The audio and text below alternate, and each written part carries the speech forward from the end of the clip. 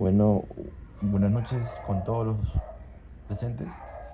El que le habla es el alumno Jeremy Cristian Gómez Gutiérrez de la carrera de Derecho del curso de Economía General a cargo de la docente Alejandra de Fátima Centurión Mendoza. Pues a continuación les hablaré sobre el tema siguiente, sobre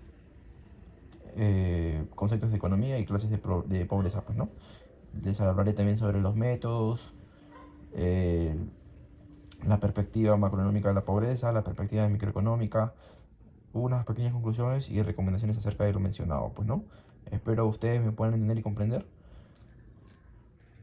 Tenemos lo que es la introducción, en donde la pobreza es una forma de vida que surge de la imposibilidad de acceder a los recursos productivos para satisfacer las necesidades básicas del ser humano, pues, ¿no? Que esto conlleva un deterioro de nivel y calidad de vida. La situación persistente de pobreza se denomina pauperización masiva, caracterizada como un problema multidimensional ligado a la insatisfacción de necesidades básicas, pues, ¿no? A su vez, la pobreza es un conjunto de carencias como son el hambre, la falta de techo bajo el cual eh, la sociedad quiere liberarse, pues, ¿no? Generalmente la pobreza es una situación de la sociedad, por lo tanto la pobreza es una llamada a la acción tanto para pobres como para ricos, a cambiar el mundo que más entren en condiciones básicas, ¿no? Ya sea tengan suficientes alimentos, educación, salud, vivienda, seguridad social y entre otros. La economía de un país poco desarrollado se define como pobre, ya que puede crecer y crear riqueza, ¿no? Sin embargo, dejar a la mayoría de la población sumida en la miseria, la economía del desarrollo ha pasado a estudiar las soluciones que podrían aplicarse en otros países en vías de desarrollo para erradicar la pobreza. De acuerdo con esta perspectiva, la pobreza es entonces un problema económico independiente de la condición del subdesarrollo de los países, puesto que el objeto de estudio se define desde las condiciones de vida de un grupo de individuos y no desde las circunstancias nacionales o colectivas. La caracterización del desarrollo o subdesarrollo es innecesario para el análisis. Por ello, tenemos como punto número uno determinar y desarrollar la escuela económica con la que se relaciona el fenómeno económico, pues, ¿no?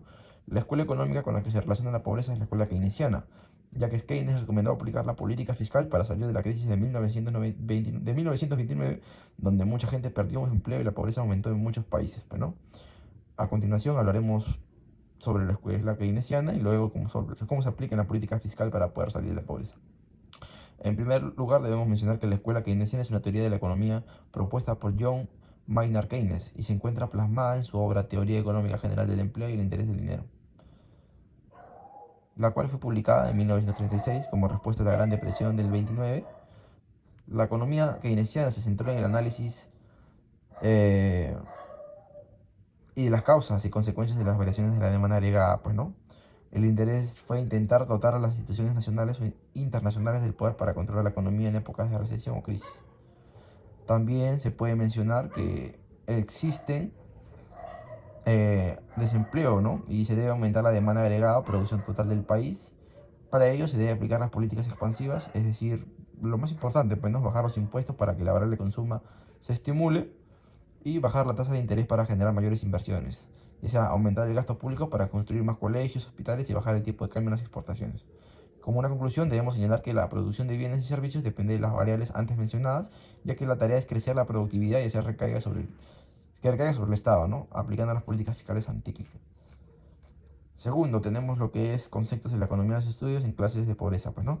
Tenemos lo que es la pobreza material, eh, que viene a ser los afectados de bajo índice de escolaridad y desigualdad en la renta, personas con analfabetismo y también se lleva una mayor tasa de violencia social, pues, ¿no? Tenemos lo que es la pobreza rural, se produce cuando la respuesta a una mejora en la situación económica no es igual, ya sea en zonas rurales como zonas urbanas, ¿no? La pobreza social, se mide según el auxilio que reciben las personas de bajos recursos dentro de una sociedad.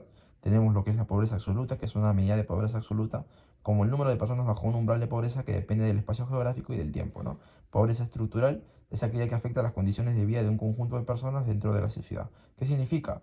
Eh, Estratos sociales desiguales, donde no hay uniformidad, pues, ¿no?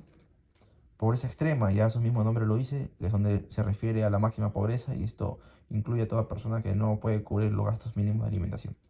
Pobreza infantil afecta sobre todo el crecimiento, salud, desarrollo cognitivo, emocional y conductual de los niños. Métodos de medición de la pobreza. Tenemos lo que es el método de la línea de la pobreza, que viene a ser el LP, que es el método sobre la dimensión económica con la pobreza y utilizar el ingreso o el gasto de consumo como medidas de bienestar. El método de las necesidades básicas insatisfechas. Toma en consideración un conjunto de indicadores que están relacionados con necesidades básicas, ya sea vivienda, salud, educación, infraestructura pública, que requiera básicamente evaluar el bienestar individual, ¿no? Se considera por su mayor atención a la evolución de la pobreza estructural. Determinación de las líneas de pobreza con los datos de la ENAO. Es una encuesta nacional de hogares. El INEI construye 3 canastas mínimas alimentarias para cada región, pues, ¿no? Después tenemos las canastas mínimas de consumo. Se estuvieron ajustando los consumos promedios reales. La valoración de la canasta se realiza considerando los precios reales. Y las líneas de pobreza extrema corresponden a los valores de las canastas mínimas, ¿no?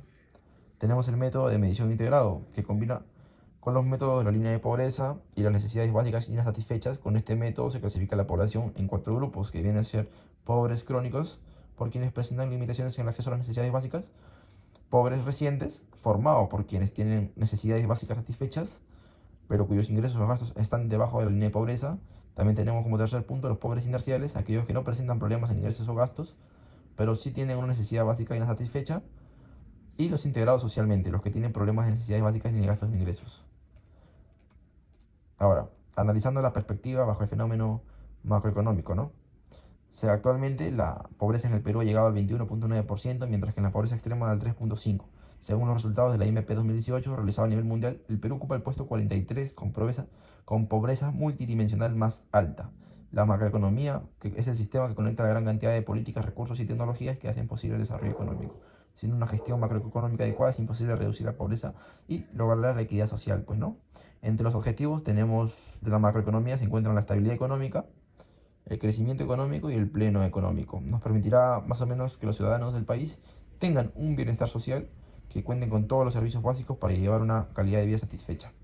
Ahora, la perspectiva microeconómica en el fenómeno económico sería que el tema de la pobreza está plagado de soluciones mágicas, tanto de un lado del espectro político como del otro. Unos afirman que en un crecimiento económico sostenido basado en el libre mercado va a acabar con la pobreza, pues ese crecimiento llega a todos. Otros afirman que la solución está en dar más recursos a los pobres mediante ayuda internacional y una base sustancial en los derechos sociales, pues, ¿no? Ambos enfoques se han implementado y no han dado los resultados esperados, ya que no cuentan con soluciones generales que no van a funcionar si no damos el trabajo de entender a las vidas de los pobres en toda complejidad y su riqueza, ¿no? Es un mejor enfoque para entender y solucionar la pobreza de la microeconomía, que a continuación vamos a poder explicar como una pequeña ¿no?